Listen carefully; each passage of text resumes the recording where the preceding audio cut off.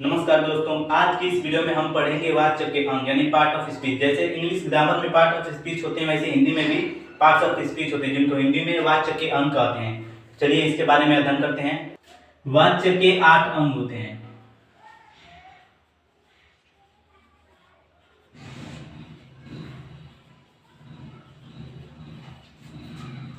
कौन कौन से होते हैं? संज्ञा, सर्वनाम, क्रिया, विशेषण, क्रिया विशेषण,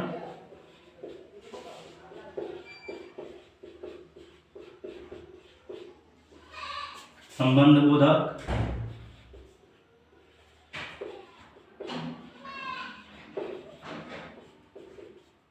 समुच्चय बोधक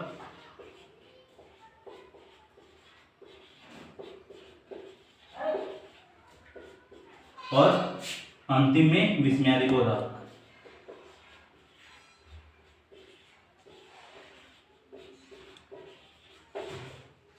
तो ये आपके वाक्य के 8 अंग होते हैं। संज्ञा, सर्वनाम, क्रिया विशेषण, क्रिया विशेषण, संबंध बोधक, समुच्चय बोधक और विस्मयादि बोधक। इस वीडियो में हम संज्ञा के बारे में अध्ययन करेंगे और आने वाले नेक्स्ट वीडियो में हम सर्वनाम, उसके बाद क्रिया, फिर विशेषण, फिर क्रिया विशेषण, संबंध बोधक, उसके बाद समुच्चय बोधक और फिर अंत में विस्मयादि बोधक। तो चलिए शुरू करते हैं। संज्ञा, संज्ञा किसे कहते हैं? संज्ञा का अर्थ होता है नाम, मतलब किसी भी व्यक्ति, वस्तु, स्थान, भाव आदि किसी भी तरह के नाम को संज्ञा कहते हैं। इसका परिभाषा होता है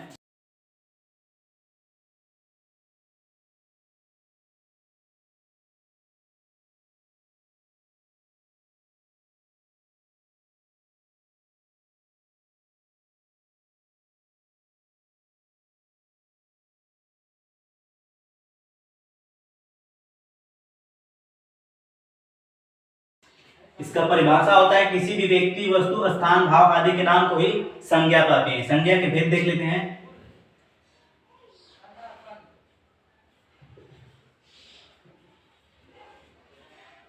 संज्ञा के 5 भेद होते हैं। व्यक्तिवाचक,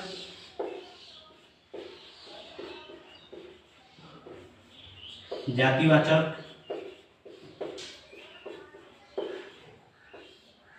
भाववाचक, द्रव्यवाचक और समूहवाचक।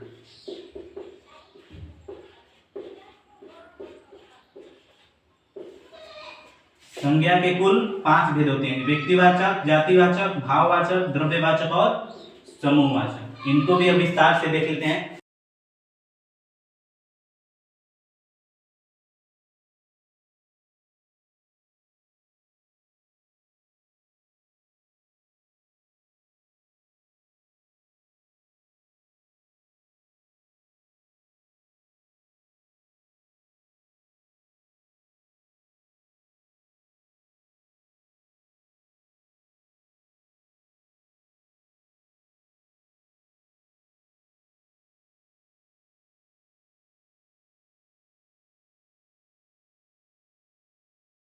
जिस शब्द से किसी विशेष व्यक्ति, स्थान या वस्तु का बोध होता है उसको व्यक्तिवाचक संज्ञा कहते हैं। मतलब कि मान लीजिए लड़का है, तो लड़का क्या है? लड़का में सभी लड़के आएंगे, तो ये आपके व्यक्तिवाचक नहीं जातिवाचक संज्ञा है। और वहीं पे हम किसी लड़के का नाम ले लेते हैं, जैसे राहुल, तो ये क्या है? विशेष हो गया। ये नाम जो है ये विशेष है, इसलिए ये व्यक्तिवाचक संज्ञा है। व्यक्तिवाचक संज्ञा में क्या क्या, मतलब कौन कौन से नाम आते हैं, ये मैं लिख दे रहा हूँ।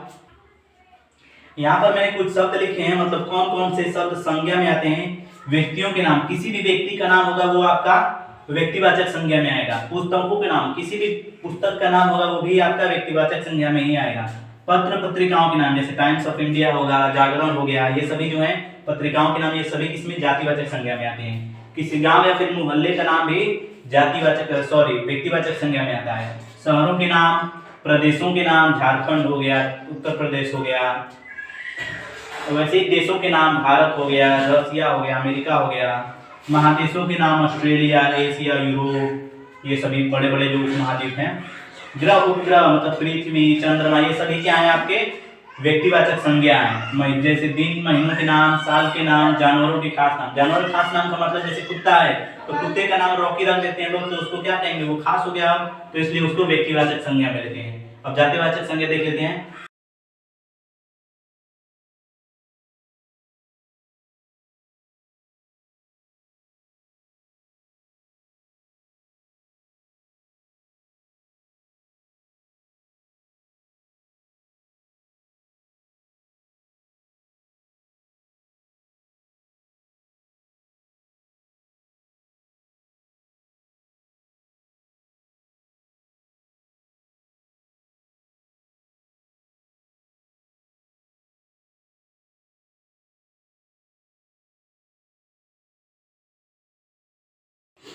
जिस शब्द से किसी प्राणी या फिर वस्तु के संपूर्ण जाति का मतलब बोध होता है उसको जातिवाचक संज्ञा कहते हैं। इसमें भी जो शब्द होते हैं मतलब कौन कौन से शब्द आते हैं वो मैं लिख दे रहा हूँ। यहाँ पर मैंने जातिवाचक संज्ञा में भी कौन कौन से शब्द आते हैं उनके नाम लिखे हैं। फल, फूल एवं सब्जियों के नाम। कोई भी फल हो गया, फूल हो गया, फिर कोई भी सब्जी हो उसके नाम, वो भी मतलब किस में आता है, जातिवाचक संज्ञा में आता है। किसी भी पशु, पक्षी एवं कीट पतंग यानी कीड़े मकोड़े के नाम को भी जातिवाचक संज्ञा में लिया जाता है। संबंधियों के नाम, संबंधियों के नाम जैसे मम्मी पापा, दादा दादी, नाना नानी, ऐसे जितने भी संबंधियों के नाम है वो सभी किसमें आते हैं, जातिवाचक संज्ञा में। खाद्य पदार्थों के नाम मतलब जितनी भी खाने वाली चीजें हैं उनके नाम भी जातिवाचक संज्ञा में आते हैं। घरेलू सामान मतलब घर के जो भी सामान है उनके नाम ये भी जातिवाचक संज्ञा में आता है। वैसे सवारियों के नाम, प्राकृतिक वस्तुओं के नाम जैसे कि नदी, पहाड़, झरने, झील, ये सभी। पहनने ओढ़ने वाली वस्तुओं के नाम जैसे कपड़े, पजामा, कुर्ता, ये सभी जितने शब्द हो गए ये सभी आपके किस में आते हैं, जातिवाचक संज्ञा में। भाववाचक संज्ञा, भाववाचक संज्ञा किससे कहते हैं, जिस शब्द से किसी व्यक्ति या फिर वस्तु के गुण, दोष, रंग, रूप, स्वभाव आदि का बोध होता है उसी को भाववाचक संज्ञा कहते हैं। यहाँ पर मैंने शब्द लिखा है, ये गुण संबंधित बताता है जैसे कि अच्छाई, चतुराई, सौंदर्य आदि। दोष संबंधित जानकारी से मिलती है जैसे बुराई, लड़ाई, बेईमानी आदि। स्वाद होगा यहाँ पे, स्वाद संबंधित जानकारी मिलती है जैसे खटास, मिठास, तीखा, कड़वा। क्रिया संबंधित जैसे घबराहट, सजावट, लिखावट आदि। गति संबंधित जैसे सुस्ती, फुर्ती, बढ़ती, घटती आदि। ऐसे बहुत सारे शब्द होते हैं वो भी मैं आपके लिए लिख दे रहा हूँ। भाववाचक संज्ञा में और जो शब्द आते हैं वो माप संबंधित आते हैं जैसे लंबाई, चौड़ाई, ऊंचाई आदि। अवस्था संबंधित आते हैं बुढ़ापा, लड़कपन, बचपन आदि। भावना संबंधित आते हैं जैसे प्रेम, घृणा, करुणा, दया।